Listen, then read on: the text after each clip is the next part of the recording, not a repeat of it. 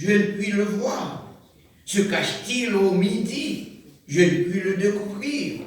Il sait néanmoins quelle voie j'ai suivie. Et s'il m'éprouvait, je sortirais pur comme l'or. Mon pied s'est attaché à ses pas. J'ai gardé sa voie et je ne m'en suis point détourné. Je n'ai pas abandonné les commandements de ses lèvres. J'ai fait plier ma volonté aux paroles de sa bouche. Mais sa résolution est arrêtée. Qui s'y opposera? Ce que son âme désire, il l'exécute. Il accomplira donc ses desseins à mon égard, et il en concevra bien d'autres encore. Voilà pourquoi sa présence m'épouvante. Quand j'y pense, j'ai peur de lui. Dieu a brisé mon courage, le Tout-Puissant m'a rempli d'effroi.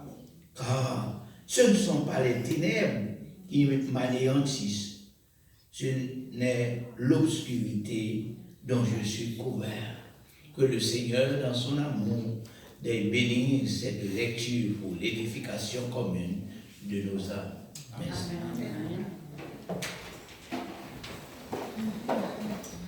We're going to call upon the sisters to come and play for the glory of God. Amen. Amen.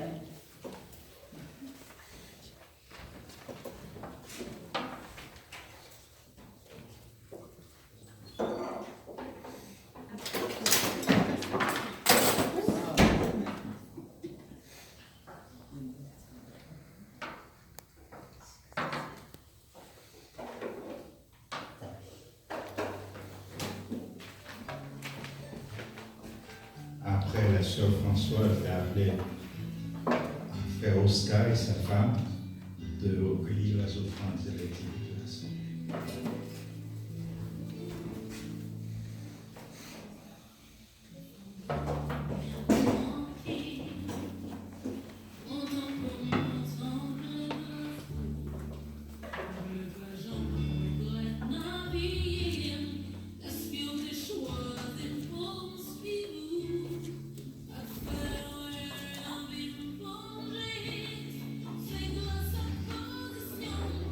Thank you.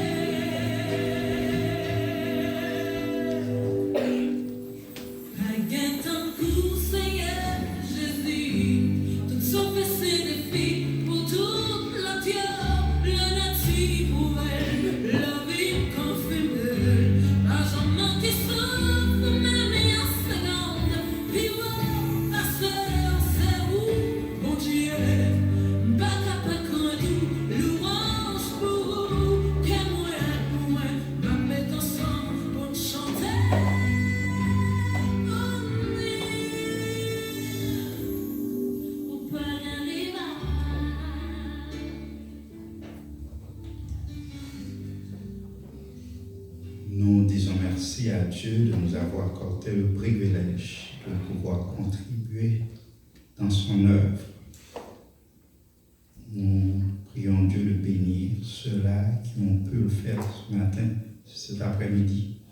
Et il y en a parmi nous qui ne travaillent pas, mais nous demandons que Dieu puisse venir à leur aide pour qu'à la prochaine, ils puissent contribuer largement pour le travail du Seigneur. Car il y a beaucoup de bénédictions pour ceux-là qui ont pris à cœur le travail du Seigneur. Que Dieu nous bénisse et qu'il nous garde. Amen. En prélude au message du jour, nous allons chanter les paroles du cantique inscrit au numéro 191, Chant d'espérance français, correspondant au numéro 379, sur les ailes. Maître, entends-tu la tempête et ses terribles accents? Parle, Seigneur, et l'arrête. Sauve, sauve tes enfants. Mais aucun bruit ne l'éveille. Il dort et nous périssons. À nos cris, prête l'oreille. Sauve-nous, nous t'en prions. Maître, entends-tu la tempête? Nous allons nous mettre debout pour chanter ce chant à la gloire de Dieu.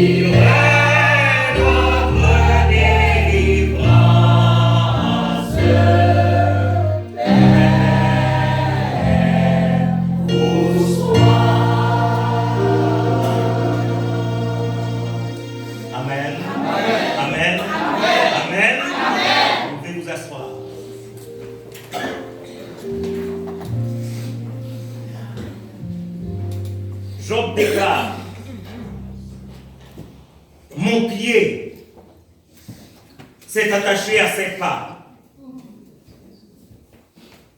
J'ai gardé sa voix. Et je ne m'en suis point détourné. Je n'ai pas abandonné les commandements de ses lèvres.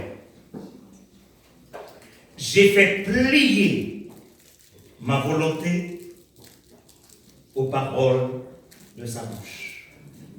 J'ai fait plier ma volonté aux paroles de sa bouche. Job 23, les versets 11 et 12. Mes frères, mes sœurs bien-aimés, nous toutes, anciens et nouveaux chrétiens, nous connaissons en long et en large l'histoire de Job. Entendez ce serviteur de Dieu déclarer: j'ai fait plier ma volonté. J'ai fait plier ma volonté aux paroles de sa bouche. Et je me suis dit,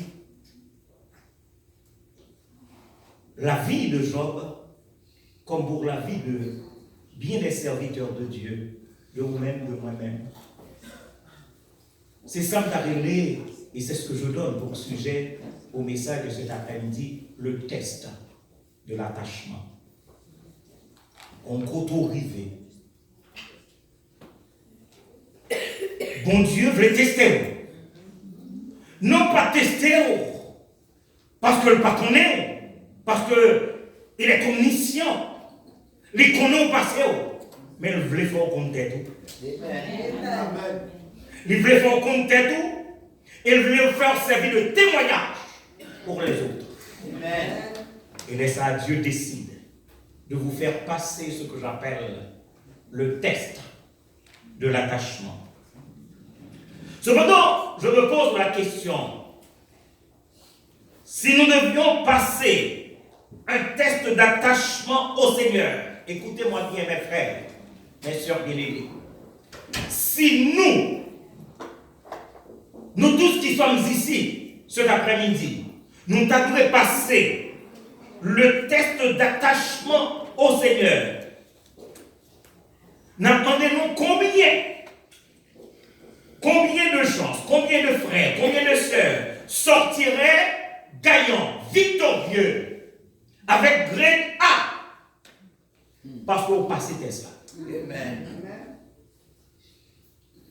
Parce que nous sommes dans une course, nous sommes dans une situation où, mes frères et mes sœurs bien-aimés, nous tous, nous faisons face à l'influence de ce que Dieu nous a oué et de sa oreille nous attendait. Nous vivons dans un monde, nous entendons.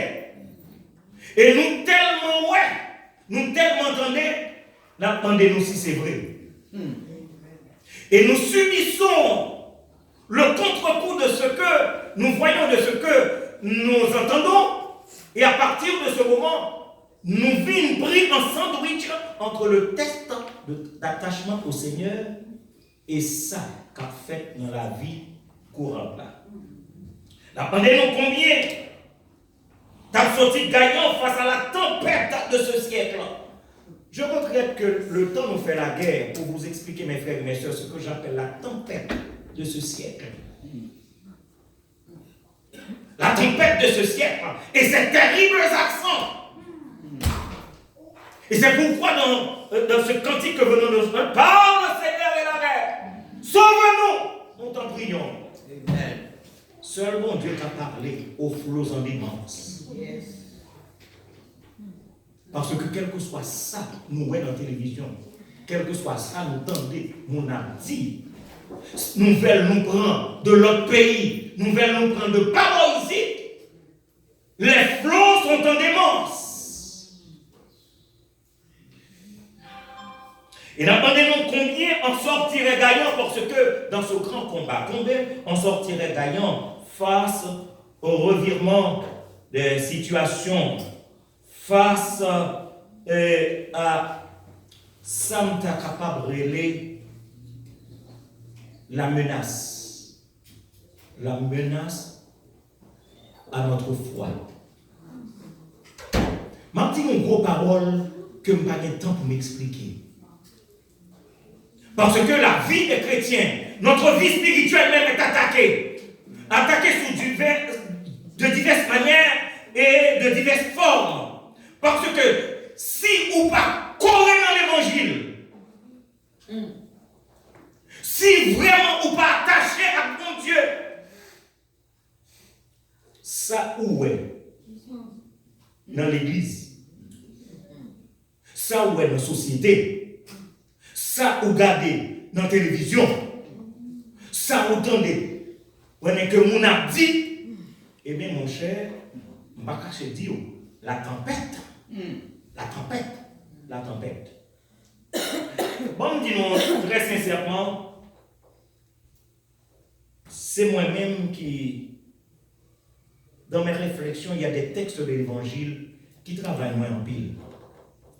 Et je souhaité que, en tant que chrétien, les Bibles nous qui des textes par la veine. Est-ce que vous entendez ça me dire? Les Bibles nous demandent le Saint-Esprit par la veine.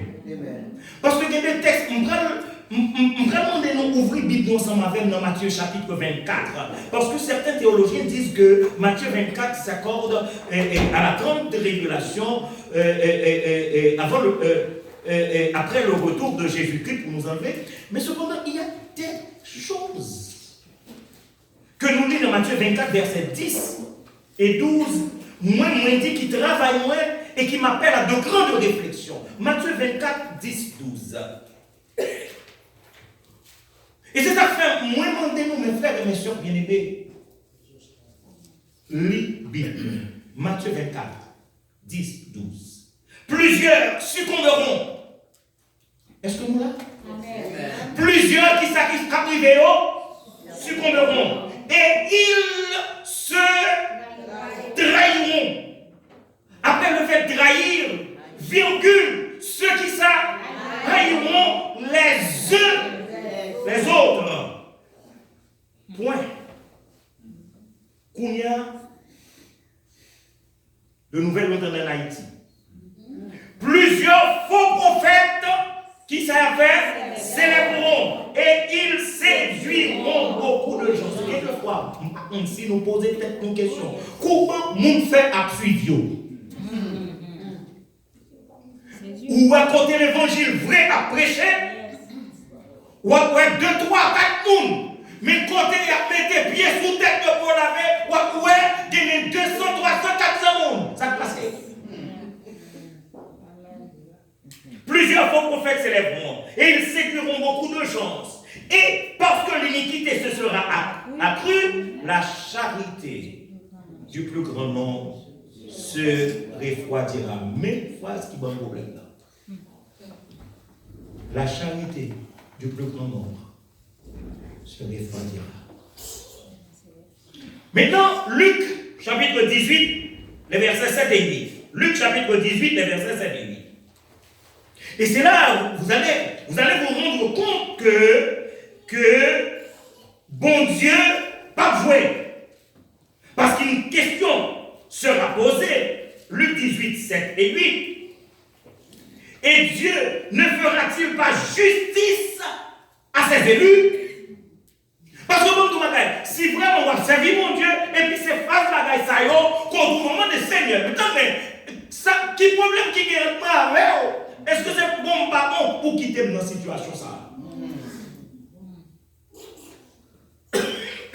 Est-ce que nous comprenons? La situation est grave. Dieu ne fera-t-il pas justice à ses élus qui crient à lui jour et nuit? Et tardera-t-il à leur égard? Et la réponse, je vous le dis, il leur fera promptement justice. Et vous attendez? Parce que ça, on a fait l'évangile, ça qu'on a fait l'église, je dis, est-ce que bon Dieu va faire justice? Amen. Est-ce que nous comprenons? Est-ce que mon Dieu va faire justice? Il leur fera promptement justice. Mais, qu'est-ce qu'on bien? Qu'est-ce qu'on bien? Est-ce que nous n'en versons pas le là? Mais, quand le Fils de l'homme viendra, on est si tout le monde, si verset qu'on parle avec nous, mais on parle avec nous. Parce que nous rendons compte que la foi est attaquée.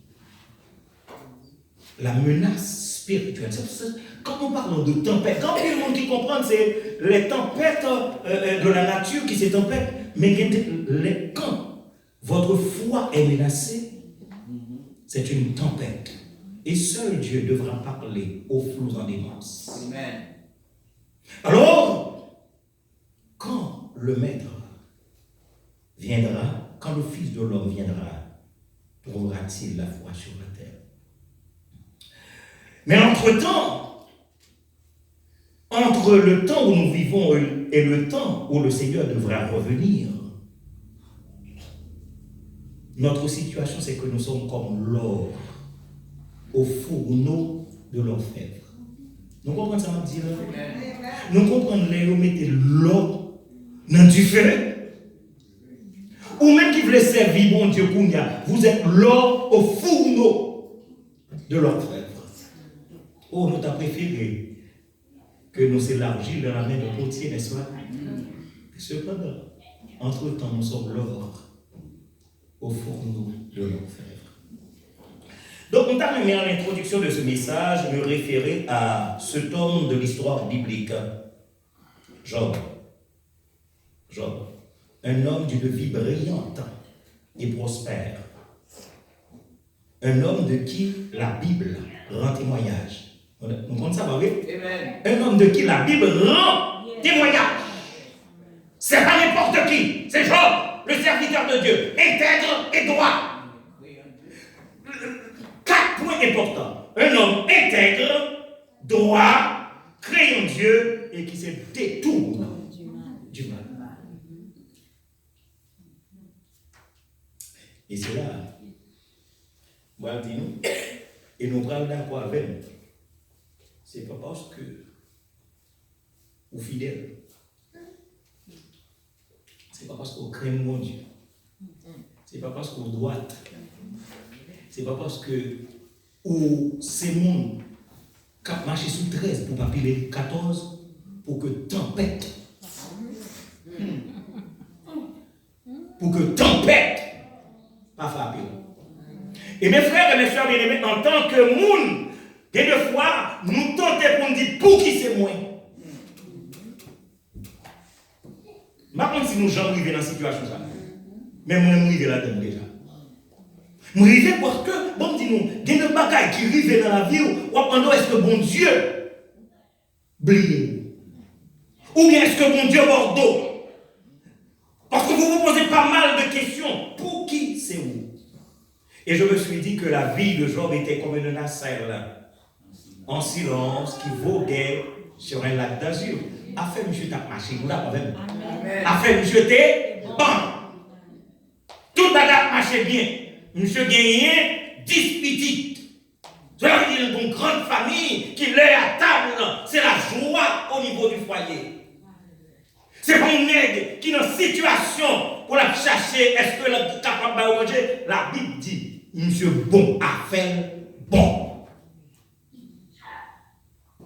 Cependant, les enfants de Dieu, c'était comme une nacelle sur un lac d'azur qui doucement elle avance sous un ciel tranquille et pur.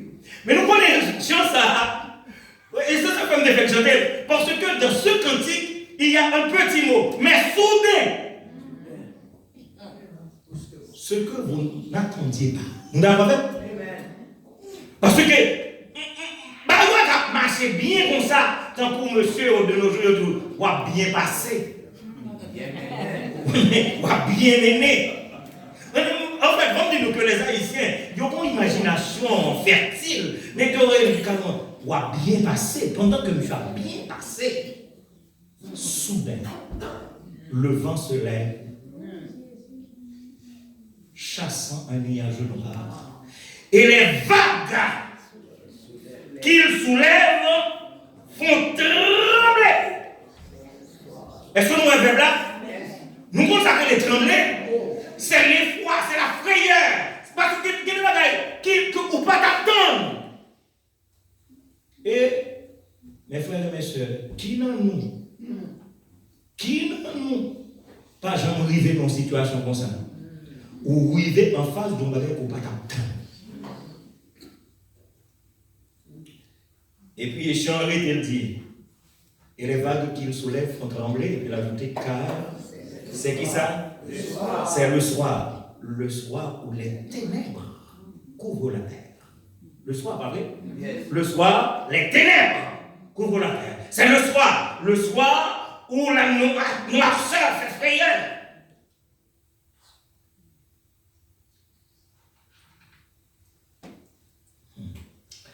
Vous connaissez son cantique. Je ne sais pas si nous avons analysé le cantique. Vous connaissez un chrétien qui a quitté Chant d'Espérance, vous prenez toute qualité de chant.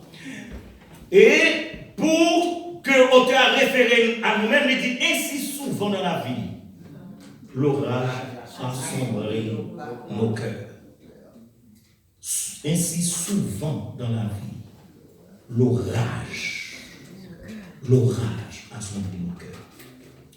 Et Job, en plein dans le texte,